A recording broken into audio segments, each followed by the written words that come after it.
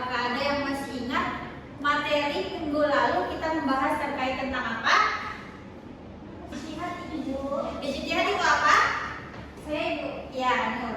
Ijtihad itu ialah usaha sungguh-sungguh seorang ulama dalam menetapkan hukum Islam berdasarkan Al-Quran dan Hadis yang dimana sebelumnya itu belum ada, yang sebelumnya masalahnya itu belum dijelaskan secara jelas. Nah, tepuk tangan untuk Nur. Belum mau mulai pembelajaran hari ini, ayo dilihat kanan kirinya apa masih ada sampah? Tidak ada, Bu. Buku tulis dan bolpennya sudah dikeluarkan semua? Sudah. Nah, alhamdulillah. Semuanya sudah pada siap belajar ya? Sudah, Ibu. Baik. Sekarang kita akan masuk ke materi hari ini, yaitu pewarisan dan kearifan dalam Islam.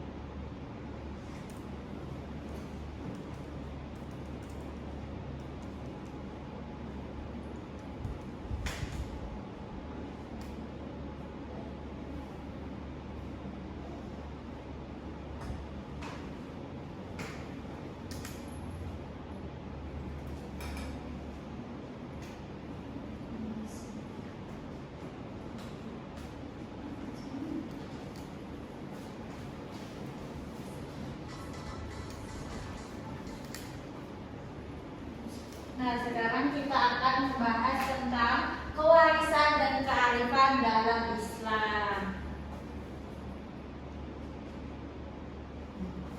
Ayo coba diperhatikan gambar di atas. Maksud dari 3 gambar ini apa? Ada pewarisan yang adil, Ya.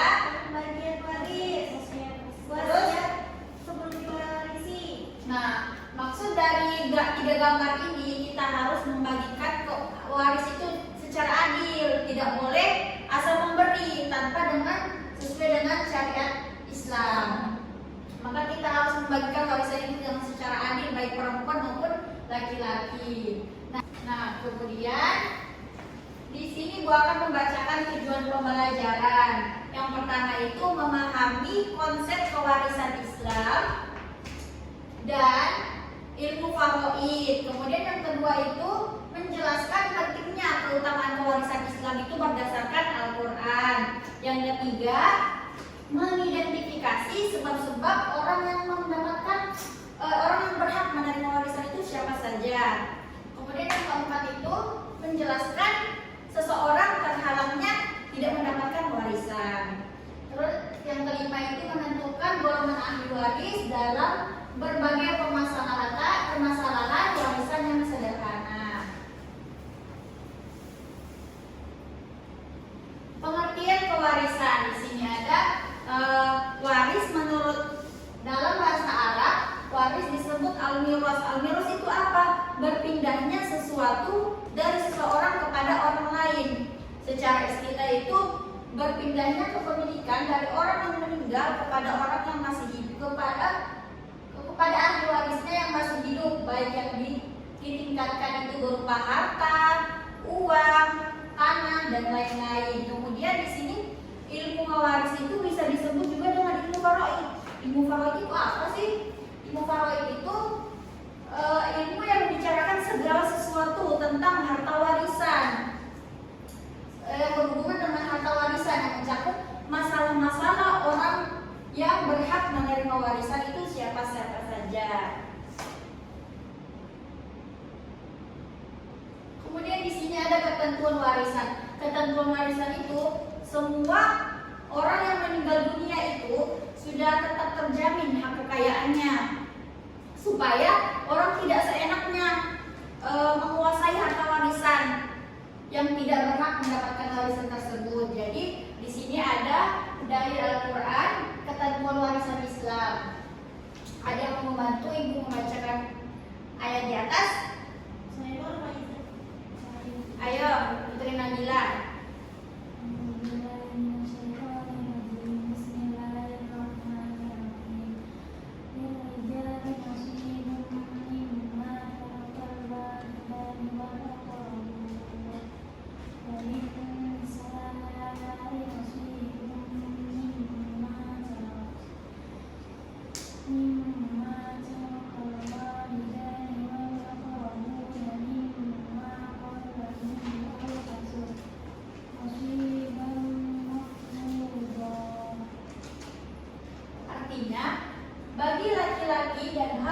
sebagian dari harta peninggalan kedua orang tua dan kerabatnya, dan bagi perempuan ada hak bagian pula dari harta peninggalan kedua orang tua dan kerabatnya, baik sedikit maupun banyak, menurut bagian yang telah ditetapkan di Quran Surah An-Nisa ayat 7. Nah, maksud dari ayat tersebut itu pembagian warisan itu sudah ditetapkan secara adil baik perempuan maupun laki-laki. Tetapi yang mungkin paling banyak itu mendapatkan harta warisan itu laki-laki, karena umumnya masyarakat menempatkan laki-laki sebagai pemikul anak-anak dan istrinya. Maka laki-laki itu berhak mendapatkan harta warisan lebih banyak daripada perempuan.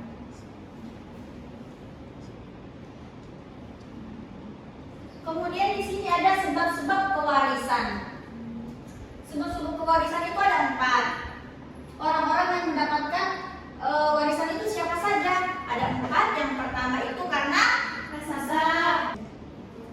Nah, yang pertama itu contohnya ada seorang laki-laki, dia mempunyai anak, kemudian laki-lakinya meninggal, dia meninggalkan anaknya, maka si anak ini berhak mendapatkan warisan karena nasab, keturunan darah. Kemudian yang kedua itu karena perkawinan, yakni sebagai suami atau istri. Ada seorang suami meninggalkan istrinya, maka si istri itu berhak mendapatkan warisan dari suaminya karena hak perkawinan walaupun tidak ada hubungan keturunan darah. Kemudian di sini ada karena memerdekakan budak. Contohnya nih, ada seseorang yang pernah memerdekakan budak. Nah, budak ini meninggal dan dia meninggalkan harta kekayaannya. Kemudian si budak ini kan tidak punya ahli waris, maka dia bisa memberikan kepada yang memerdekakan dia. Kemudian di sini ada karena ada hubungan sesama muslim. Contohnya nih, ada seseorang yang meninggal dan dia meninggalkan harta kekayaan, mempunyai ahli waris, maka dia bisa memberikan harta kekayaannya itu, dia bisa menyerahkan kepada Baitul Mal. Kemudian di sini juga ada 3 sebab orang terhalangnya mendapatkan warisan. Itu apa? Yang pertama itu hamba Allah, yaitu budak, dia tidak berhak mendapatkan harta warisan. Kemudian di sini ada yang kedua, pembunuh. Contohnya nih, ada seorang anak yang ingin menguasai harta kekayaan orang tuanya. Makanya karena dia haus sekali, pengen banget menguasai harta orang tuanya, jadi dia membunuh. Dia membunuh kedua orang tuanya. Maka dia ketika orang tua sudah meninggal, mungkin dia kira itu dia sudah mendapatkan harta warisan karena dia sudah membunuh orang tuanya. Tetapi secara Islam dia tidak berhak mendapatkan harta warisan itu karena dia sudah membunuh kedua orang tuanya. Kemudian di sini ada murtad. Nah, maksudnya di sini murtad yaitu keluar dari Islam. Contohnya nih, ada seorang laki-laki yang mempunyai anak. Nah, kemudian dia meninggal, tetapi anaknya ini dia murtad, dia keluar dari Islam. Maka si anak ini tidak berhak mendapatkan warisan dari ayahnya karena dia sudah keluar dari Islam. Makanya dia tidak berhak mendapatkan warisan. Di sini ada golongan ahli waris kita mulai dari ahli waris dari pihak laki-laki. Yang pertama itu ada anak laki-laki, kedua itu cucu laki-laki, dari anak laki-laki dan seterusnya ke bawah.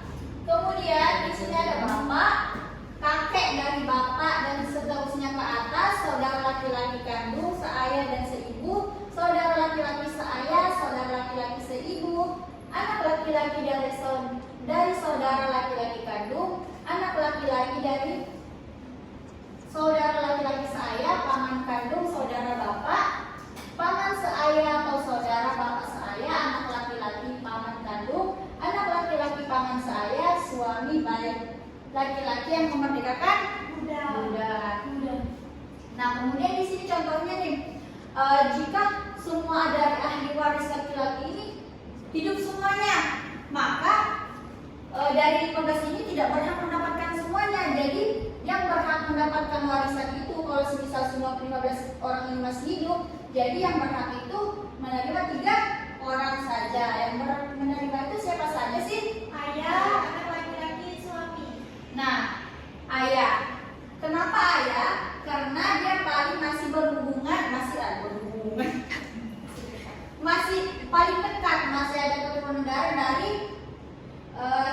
anak yang meninggal ini, makanya dia berhak mendapatkan warisan. Kenapa anak laki-laki? Karena dia masih ada hubungan nasab dari yang meninggal ini.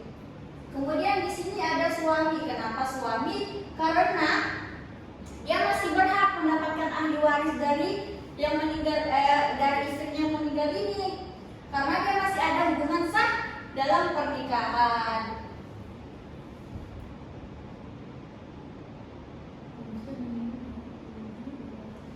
Ahli waris dari pihak perempuan. Ada yang mau membantu membacakan di atas? Saya Nurjana. kita ada 10 ibu, 1 anak perempuan, 2 cucu perempuan dari jalur anak laki-laki, 3 ibu, 4 nenek dari jalur ibu, 5 nenek dari jalur ayah, 6 saudara perempuan kandung, 7 saudara perempuan seayah, 8 saudara perempuan seibu, 9 istri, 10 perempuan yang memerdekakan budak. Murniko. Nah, semisal nih sama juga dari ahli waris perempuan, kalau semisal ahli waris laki-laki itu kan 12 orang. Kalau semisal ahli waris pihak perempuan itu 10 orang. Nah, contohnya nih, apabila 10 ahli waris itu masih hidup semua, maka yang berhak menerima warisan itu hanya 5 orang saja. Yang pertama itu istri, karena istri itu masih ada sah dalam pernikahan.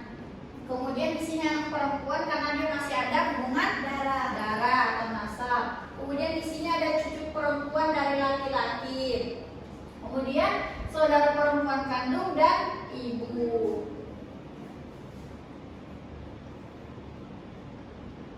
Apabila ahli waris laki-laki maupun perempuan itu semuanya ada semua, maka yang berhak menerima harta warisan itu hanya 5 orang saja, sementara yang lainnya itu terhijab.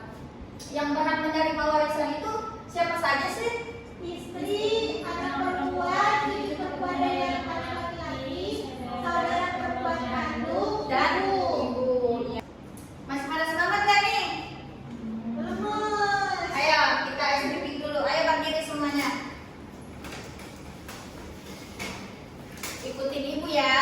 Ibu. Kalau ibu bilang selamat pagi, kalian tepuk 1 kali. Kalau ibu bilang selamat siang, kalian tepuk 2 kali. Kalau ibu bilang selamat sore, kalian tepuk 3 kali. Kalau ibu bilang selamat malam, kalian jangan tepuk ya. Ya, Ibu. Siap? Siap. Oke. Selamat pagi. Selamat sore. Selamat siang. Selamat malam. Ya. Selamat pagi. Selamat sore. Selamat siang. Ayo berapa selamat siang? Tepuk tangan semuanya. Silakan duduk kembali. Di sini Bu akan membacakan hikmah kewarisan. Hikmah kewarisan yang pertama itu ada menjalankan perintah Allah Subhanahu wa taala sesuai dengan syariat Islam, menjaga hak-hak ahli waris secara adil, mencegah perselisihan dan permusuhan dalam keluarga, menumbuhkan sikap jujur, amanah dan bertanggung jawab, dan mempererat hubungan kekeluargaan dan silaturahmi. Baik, sebelum ibu menutup pembelajaran, ibu akan membagi kalian ke kelompok diskusi, dan setelah itu kalian maju mempresentasikan hasil diskusi kalian. Siap? Satu kelompok membuat poster, 2 kelompok membuat mapping. Ibu akan beri waktu 5 menit, cukup? Cukup. Oke.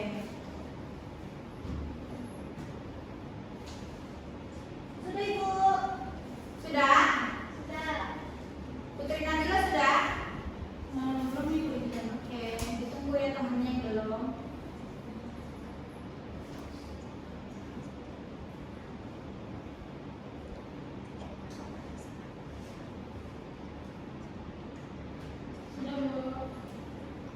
Ayo, perwakilan dari tiap kelompok maju 1 orang untuk mempresentasikan hasil diskusi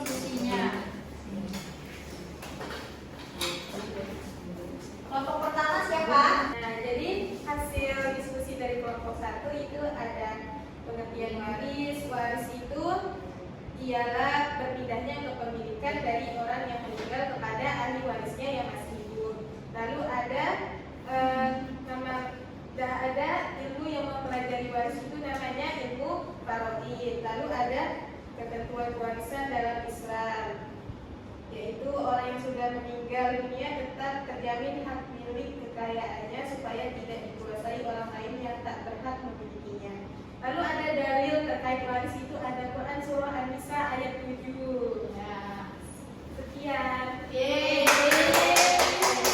Ayo, selanjutnya kelompok 2.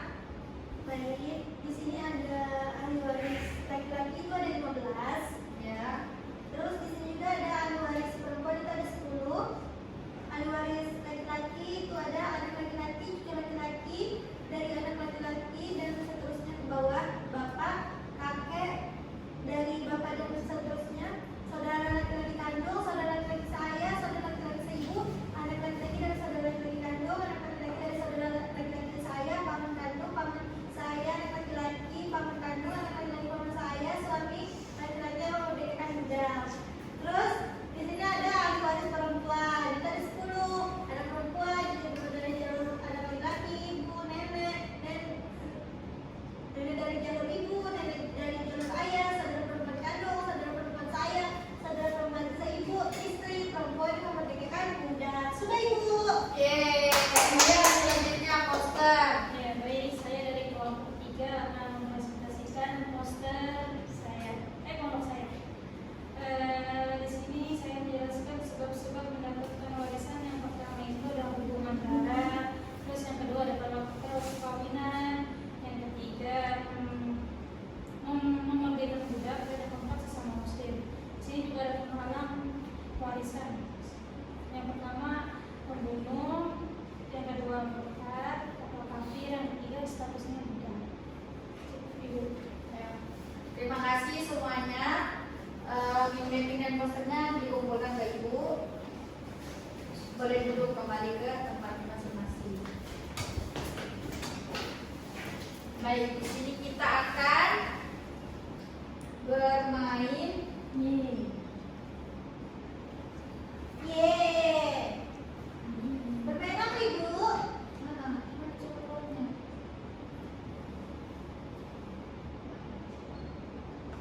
Ini.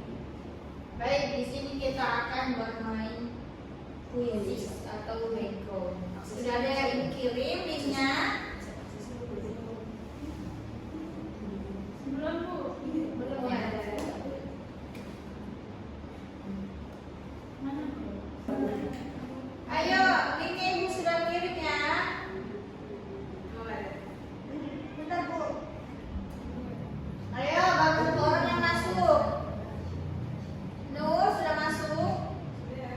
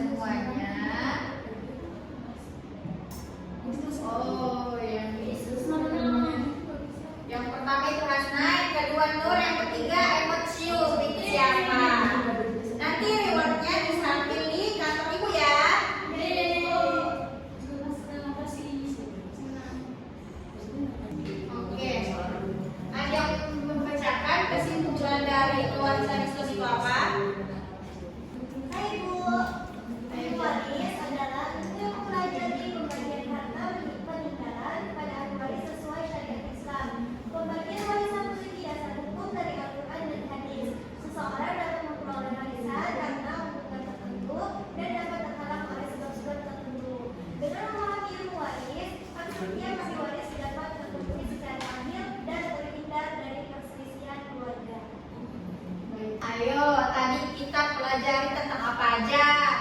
Kalian tahu? Pewarisan dan kearifan dan Islam itu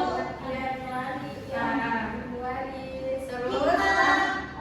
hikmah ibu Iya, terus Waris laki-laki dan ahli waris perempuan. apa lagi? Sebab-sebab. Nah, iya betul. Ibu akan menyampaikan minggu depan kita akan mempelajari tentang ahli waris zawil furud dan as-sobas. Kita tutup pembelajaran hari ini. Ayo dipimpin ketua kelasnya. Berdoa dimulai. Subhanakallahumma wa bihamdika asyhadu an la ilaha illa anta astaghfiruka wa atubu ilaik. Kurang dan lebihnya mohon maaf. Apabila ibu ada salah kata, mohon dimaafkan.